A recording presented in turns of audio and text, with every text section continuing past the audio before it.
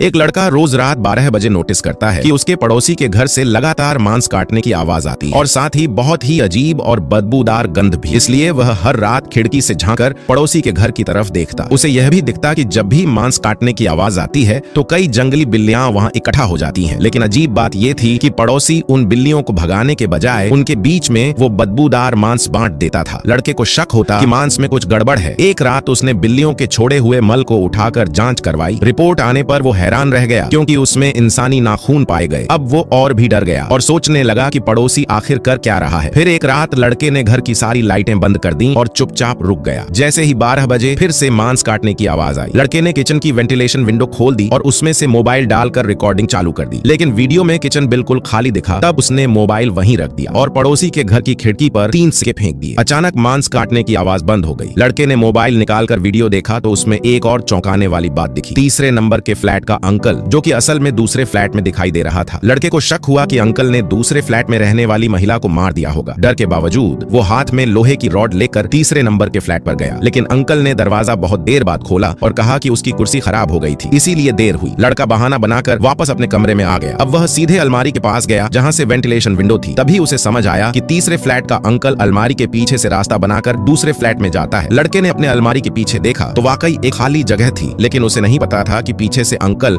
अब उसे मारने की तैयारी कर चुका है। लड़का समझदार था, उसने तुरंत रुकने का फैसला लिया। अगली सुबह लड़के ने ध्यान रखा कि अंकल कब कचरा फेंकने जाता है और फिर जाकर उसका कचरा चेक किया, लेकिन कुछ नहीं मिला। तब उसने खुद अलमारी के पीछे से दूसरे फ्लैट में घुसने की सोची। वह अंदर गया और हर चीज को ध्यान से देखने लगा। तभी वहां दूसरी फ्लैट वाली महिला सामने आ गई और उसके पीछे से अंकल भी आ गया। अब सच्चाई सामने आई। अंकल ने बताया कि कुछ महीने पहले एक बदमाश महिला के घर में घुस आया था। अंकल ने बचाने की कोशिश की, लेकिन गलती से महिला के मर चुके पति की अस्थियां गिर गईं। महिला ने डर के मारे चाकू से बदमाश को मार डाला। तब अंकल ने उस गुनाह को खुद पर ले लिया और हर रात बदमाश के शरीर के टुकड़े काटकर बिल्लियों को खिलाता ताकि किसी को पता